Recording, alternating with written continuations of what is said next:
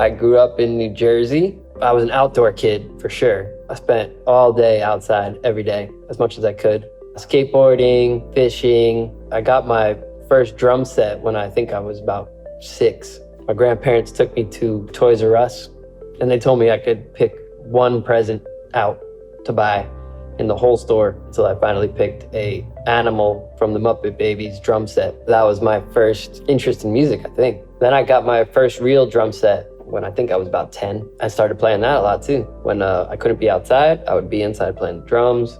I think I started to discover my passion for it when I started expanding on the drums and I started incorporating, trying to make full compositions, if you can call them that. And then I really enjoyed it, and I just found myself spending hours doing it, and not even realizing that hours were going by. And I just found myself getting sucked in more and more, and that's all I wanted to do. The whole thing was so new for me and so exciting because I did move across the country at 18, and it was a very jarring experience, but very freeing at the same time. And I just got thrown into these recording studios with big mixing boards, and the school back then wasn't so big. And I found that a lot of the other students maybe didn't want to spend as much time there as I did. So I wound up getting the recording studios to myself or with one other friend, I remember that. I remember just not understanding why other people weren't using the equipment. And I was there all the time and just trying to absorb as much as I possibly could because I really loved it and I just wanted to be there as much as possible. To me, my first big break was my first internship that I got coming right out of the school. It was at a small recording studio. It was not terribly fancy, but I was confident that I could work all the equipment.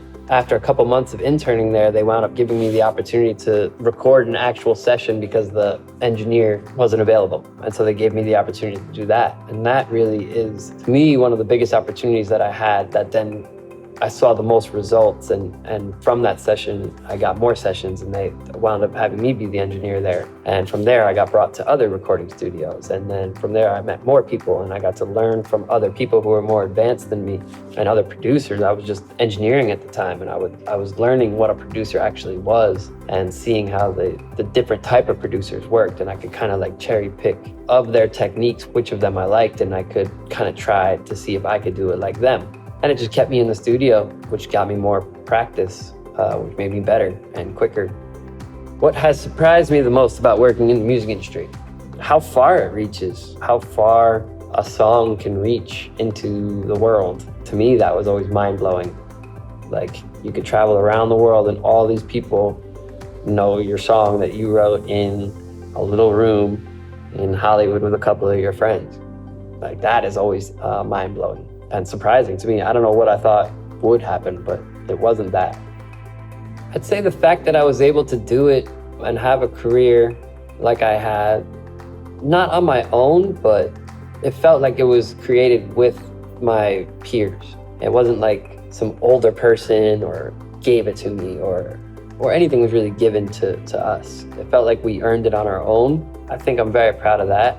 The accomplishments that I think everyone thinks of is when you get awards or the songs are successful, and those are great, but those are more fleeting moments than the moments you have that actually become real memories of the harder times when things weren't so great. Those are the accomplishments, the fact that we got through those times. To me, those are deeper memories where I have more emotion attached to those than I do, oh, we made this great song and then it got on the radio and everyone loved it.